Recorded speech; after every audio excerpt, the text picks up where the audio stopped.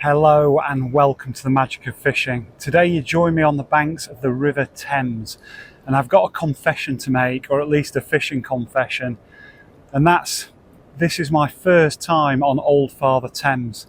I've been fishing for well over 40 years and I've spent 25 years of my life living in Surrey after moving down south from Sheffield as a young man, and yet I've never fished this mighty river that flows for over 200 miles through the south of England, through the capital city. It's famous for lots of reasons and fishing is amongst them.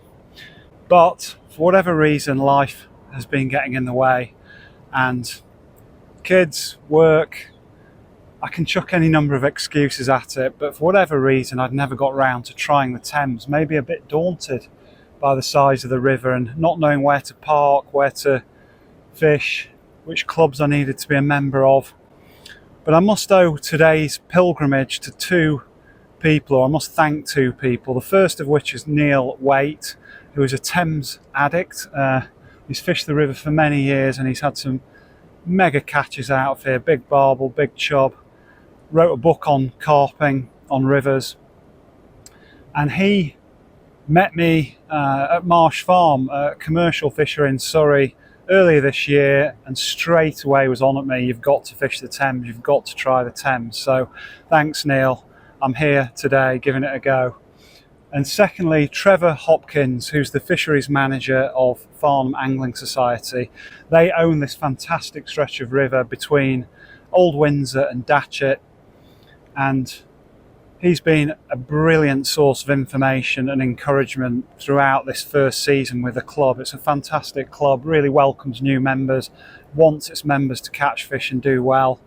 And Trevor as well has been there urging me to get onto the Thames. So here we are. Two kingfishers have just flown across the river. Might just catch them in the background, probably not. It's a beautiful stretch of river.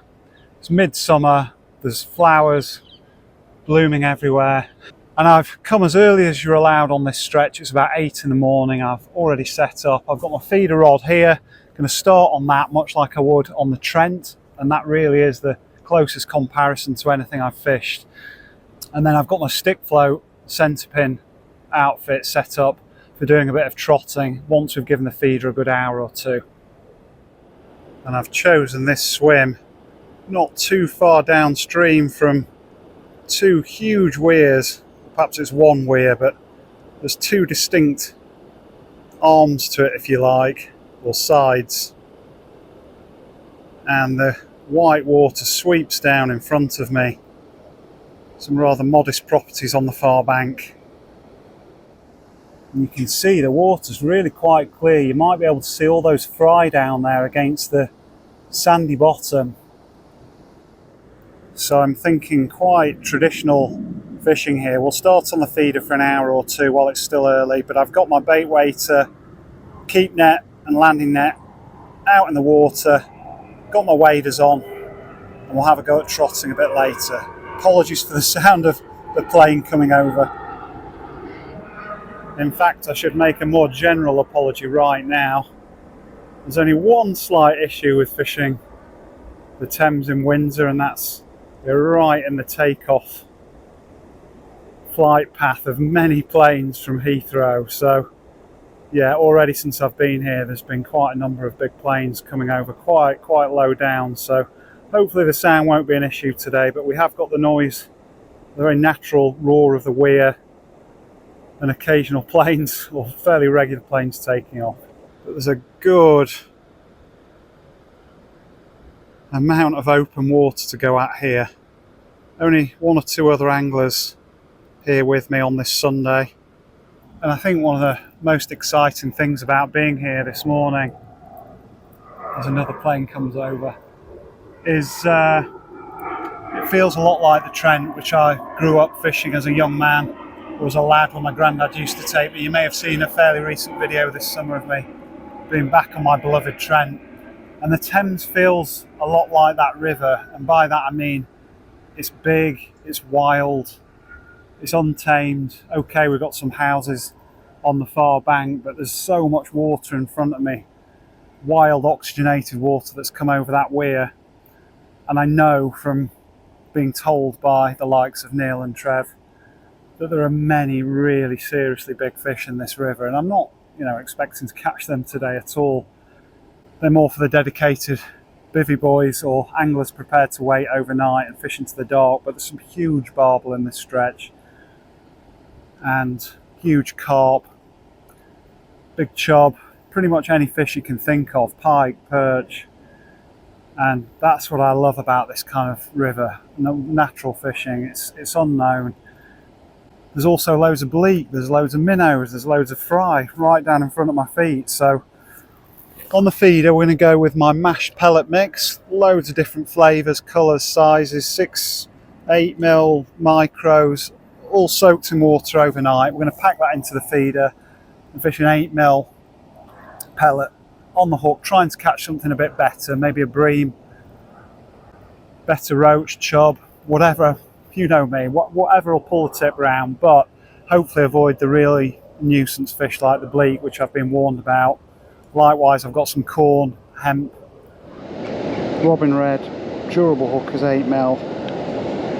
They do actually dissolve a bit in the water and leak off extra flavour. On top of the freebies in the feeder, just use a baiting needle to pull the short hair through, and it's a fairly large, heavy duty size 14 hook.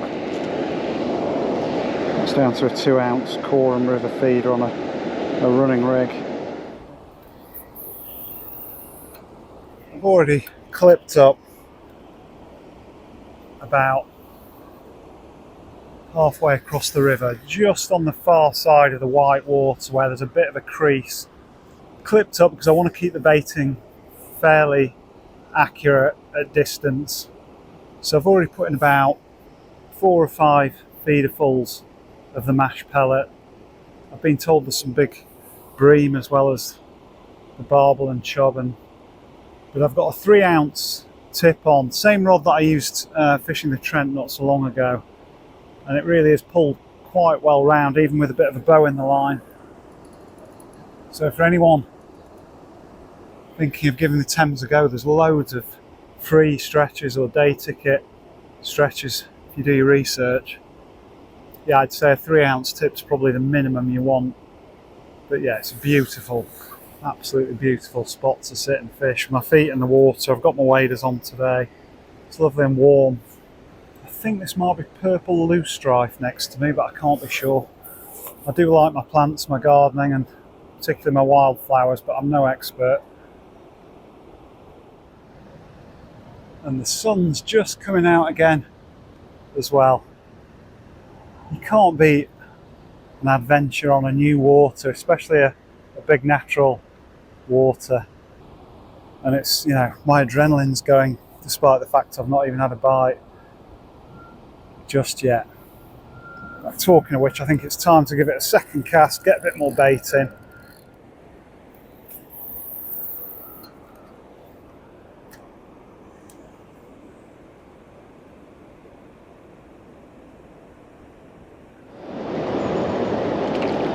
Oh wow, lovely roach.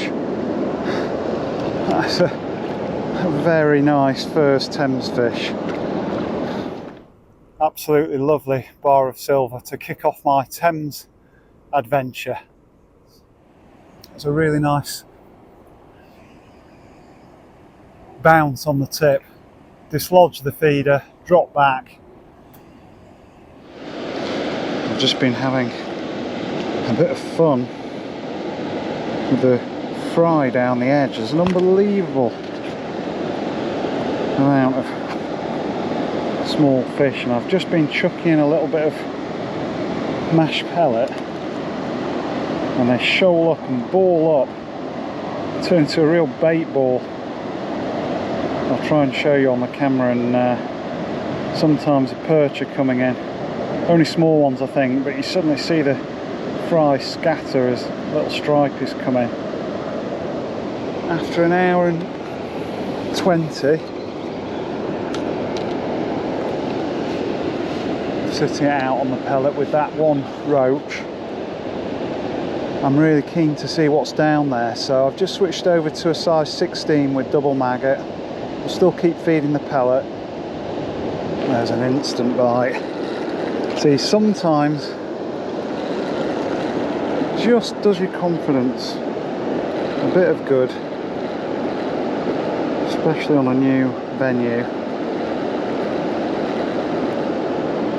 I'm all for sitting it out on better baits, bigger baits rather, for better fish. But what's this on the maggot first cast? It's not a bad fish, you know. That is an absolutely clonking dace. Beauty. There's another instant bite on the maggot. I've got no regrets about sitting it out with the first hour and a half on the pellet. Had that better roach and just feeling my way into it. But this is very encouraging. 2 fish and 2 chucks on the maggot. And this doesn't feel like a tiddler. Might just be weeded a little bit there.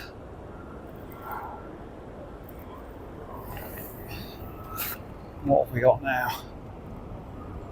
Haha, not quite a net job actually, but we got ourselves a stripey. And that is fantastic. 3rd species.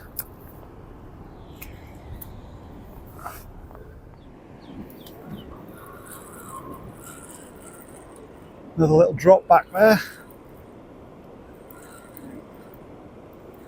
And this could be a 3rd fish in 3 casts since switching to maggot. Just make sure he doesn't go into the net. And that is another stripey. Oh, must have been lightly hooked. I've heard tales of monster perch in the Thames, and they are a fish that fascinates me.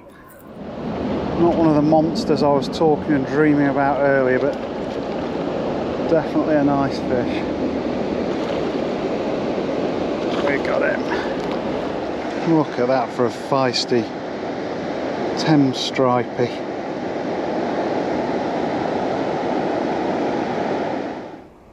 Well, it's one of those nice fishing dilemmas to have. Been a good couple of hours on the feeder now, and definitely managed a few more fish since switching to maggot bait. I know there's plenty of feed gone out there with all that mashed pellet going in every time I'm recasting, but I've also been feeding the hemp and the corn, a bit of pellet down on the stick line. I've got my waders on, the stick rod is set up, and I'm itching as always to try the float, especially with quite a few silvers seemingly around in the river.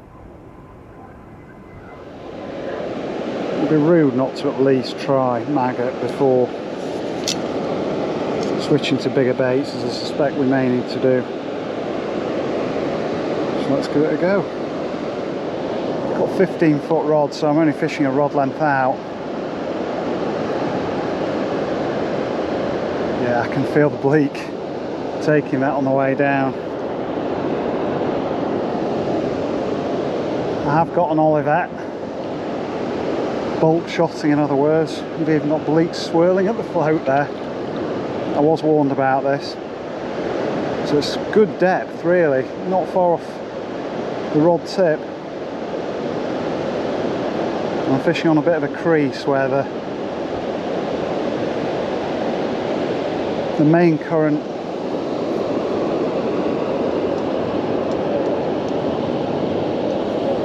comes to a bit of slack water on the inside. That is my first float caught Thames fish, and it is a bleak. So let's try a little bit of corn.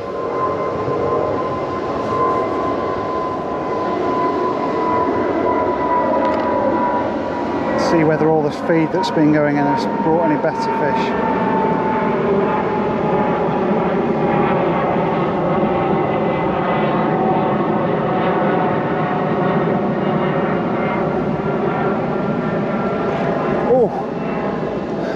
could have been the bottom, and it went under, and I felt quite a jag, quite a bit of resistance before I pulled out.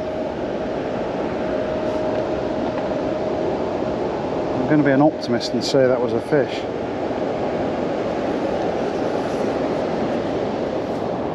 Certainly on the River Way that I'm more used to fishing in Surrey, I wouldn't be expecting to get a fish first chuck on corn. But I have been feeding this line for a good couple of hours while we fish the feeder, so who knows.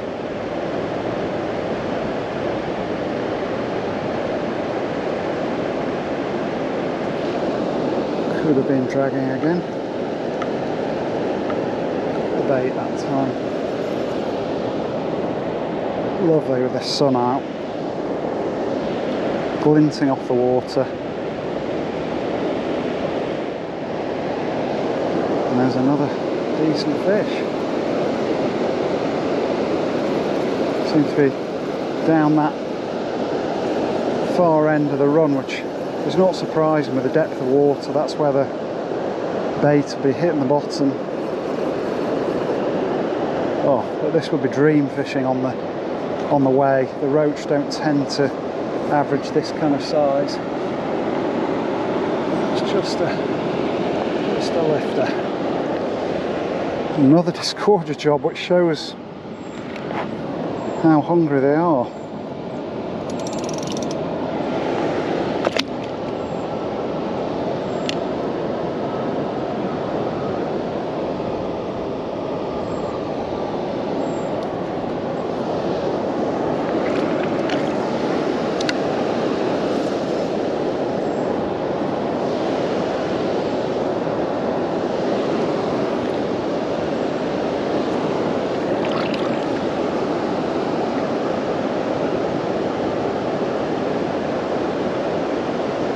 And of course there may be some of you watching this, more specimen orientated anglers, who are thinking, ah, these are just small fish, John. You'll be sitting it out on the pellet or a boilie, and I may well give that a go at some point. But first time here, I couldn't be much happier than fishing a stick float for roach like that.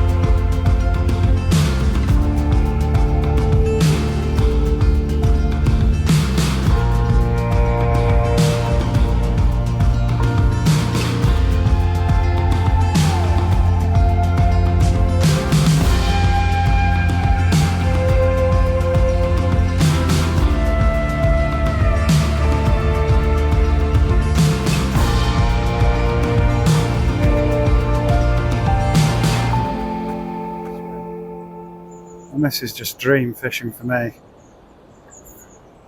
Good sized roach in running water on the stick. Oh. Beautifully coloured, bright red fins, or orange, bright orangey fins anyway.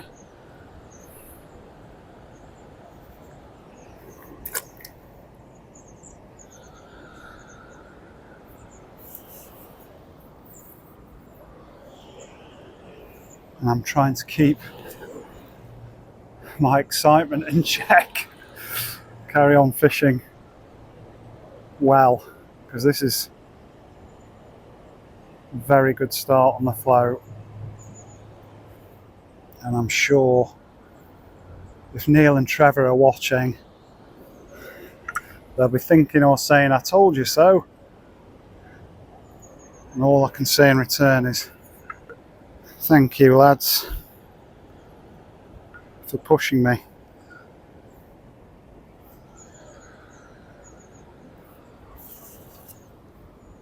As I've said in a few of my videos recently, it is just the fact that the kids are getting older, working, looking after themselves, that's allowed me to do a lot more fishing in the last year or so than I've managed for a decade or so. Really am trying to make the most of it. As always, brilliant to be sharing it with you.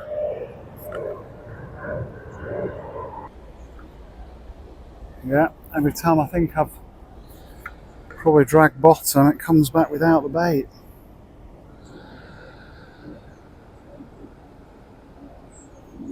Thank God I brought 3 tins with me. Not got any more to open though. I've got plenty of maggots.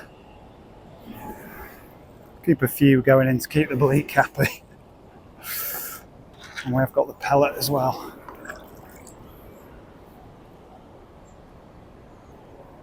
A bit tricky to see with the ripples.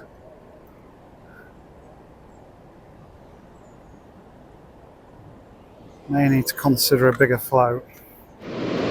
Well, I'm going to head back to base camp, as it were, back to the bag and tackle box, because it's clear this little 1.25 gram alloy stick isn't really suited to the river. There's a lot of reflections on the surface, a lot of broken water, a bit of a downstream breeze, and I need something a bit bigger. And this is the float I'm going to change over to. 3BB Avon float with a bit of a thick bristle tip. I'll be able to see that really clearly. Good for fishing with a heavy bait like corn. Right, let's see if that change was worth the effort, but I'm pretty sure it will be. It's going to clear a tip to see, a bit more stability in terms of control of the float. Got a good 2.5 gram Olivet on there now. That'll get down past the small stuff. The tip's going to be buoyant enough to hold up that corn or pellet if we go for pellet later on.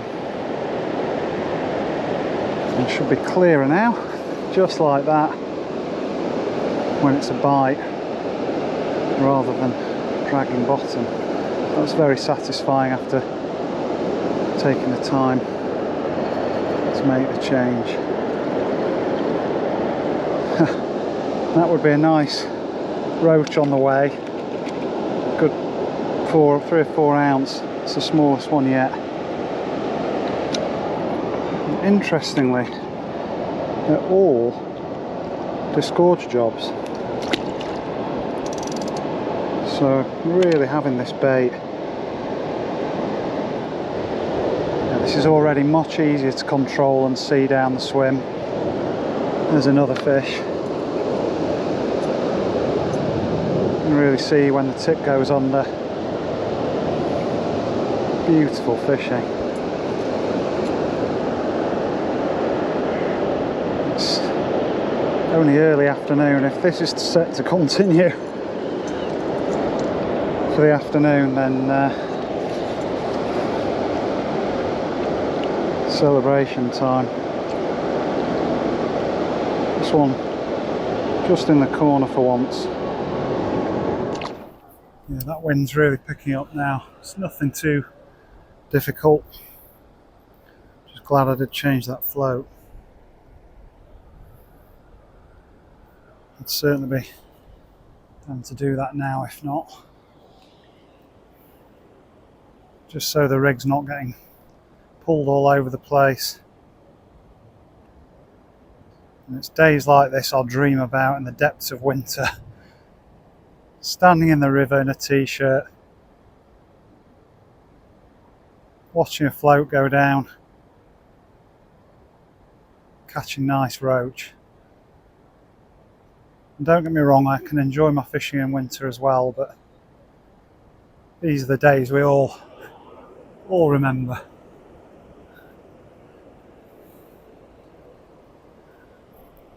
Slightly smaller fish. Again, they're all quality.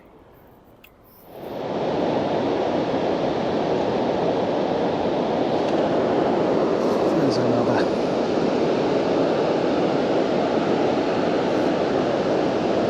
Really do put up a good scrap for this size and this flow. And this is my kind of fishing.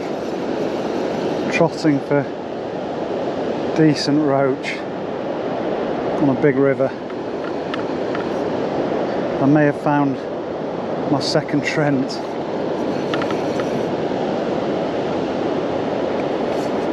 And unlike my last trip to the Trent, there don't seem to be, at least yet, too many big old pike coming to have a go.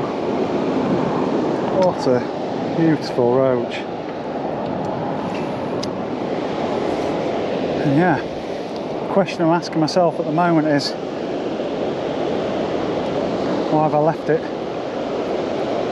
25 years since moving down south to try this place?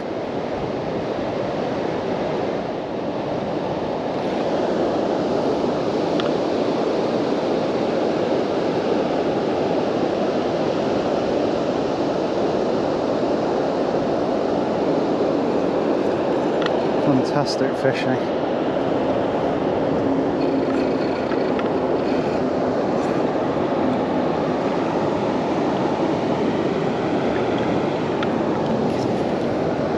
Ethan's had a go at him. Maybe a cormorant.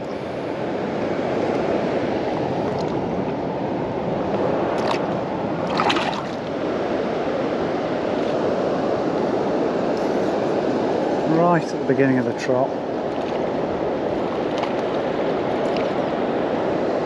Oh, that's a dace. Nice to see the variety on the float as well as the feeder. I really am finding it incredible with all these lovely silvers coming through this clear water. There's been no pike attacks yet, but touch wood, long may it last. Oh, it's actually just in the lip.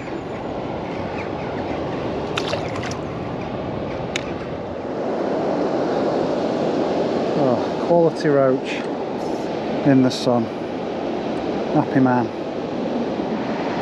That's another lovely dace on the corn. I've got to say, I think it's the first time I've had dace on corn.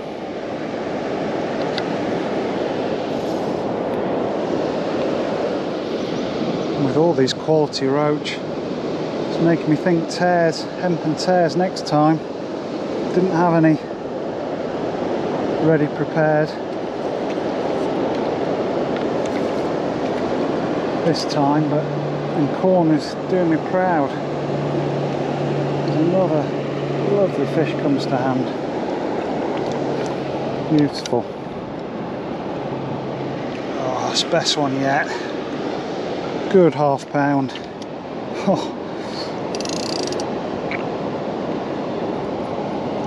Kind of stuff I dream about growing up in Sheffield, that. Could get a few of them on the Trent in the heyday, or heydays rather, of the Trent when I was fishing it in the 80s. But it's been a while since I've known roach, running water roach sport as good as this. Can't beat standing in the water, playing fish on nice light balance gear in the sunshine. Just about swingable, this one. No, he's not. And I can genuinely say, with a weir above me, this is the first boat I've seen all day.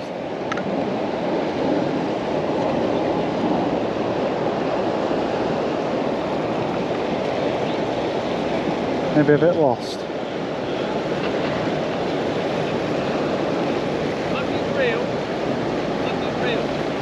Thanks. Proper angler. Appreciated the centerpin reel from a distance. Well folks, the sun is shining. The fish have been biting. It's not been a fish of chuck, but plenty of bites, plenty of action, and all quality fish as you've seen. But I've come back to have a sit down, bite to eat. It's mid-afternoon now, 2 or 3 o'clock, and I've been on my feet for a while. It's impossible to eat while you're fishing the stick really, so I'm going to chuck the feeder out for half an hour or so, an hour maybe, go back on the pellet, see if there's anything out there.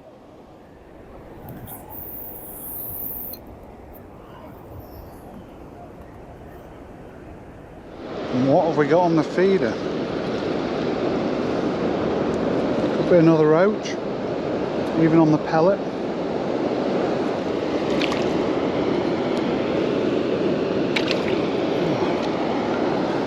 See the robin red just hooked.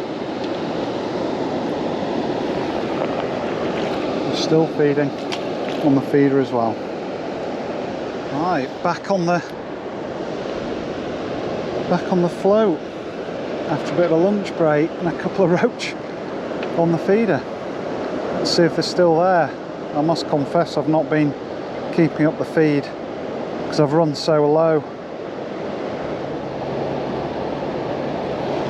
That was definitely a bite, and that's a fish. They are still there, and I can look forward to some more roach action this afternoon. Incredible quality sport. Well folks, I am back on dry land. I've just enjoyed another couple of hours trotting for roach on the Avon float, or stick float style. Had to work for it towards the end. Wasn't a bite of chuck, and had to work out how they wanted it presented, but they still kept coming, and it's been an absolutely mind-blowing session. I always say on this channel, when you run out of bait, you know you've had a cracking day, and that's certainly the case today. I've run out of corn, hemp, pellet. I could have fed a bit more maggot, but that was only bringing the bleak as I'd been warned, so I've retired to the bank. I've put the feeder rod out again on the pellet for a last half hour. Still got a bit of mash pellet to use up, and then it'll be time to have a look at the haul and head home. Folks, if you've been watching the channel since it started around a year ago, or only just joined recently, you'll have seen me with some big smiles on my face. Had some very special moments that I've been able to share with you, but this has been an absolutely cracking day. Another lovely perch, a real net of roach, like maybe I used to get on the Trent back in the day, but not had anything like this for a long time. Easy double figures, solid net of fish, and they're just also such quality fish, really are lovely. Amazing day, so glad I could share this with you as well, and I'm getting wet, so let's get these back.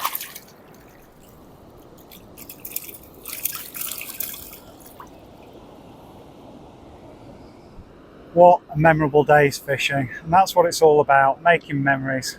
I'm sure I'll not forget this for quite some time, and I'm really glad I've managed to record it and share it with you folks at home.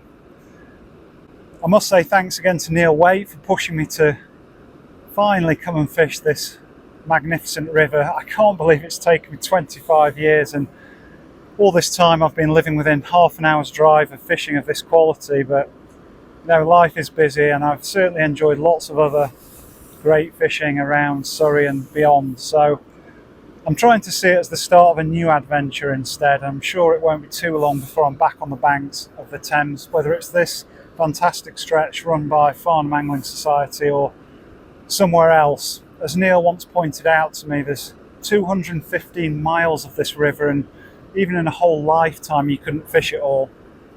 There's not much I'd change about the day, maybe the plains, but you do get used to them eventually, and the beauty of nature and the fishing makes up for it. You've got the noise of the weir as well in the background, and it's just a mesmeric place to lose yourself for a day. Around 3/4 of the people that enjoy these videos aren't yet subscribed to the Magic of Fishing channel. It would mean so much if you could just take a second or two to hit that subscribe button. Plenty more videos like this. And for all you faithful followers, thanks so much as always for your ongoing support. Give it a like, leave a comment, you know I love hearing from you, and I'll see you again soon on the bank.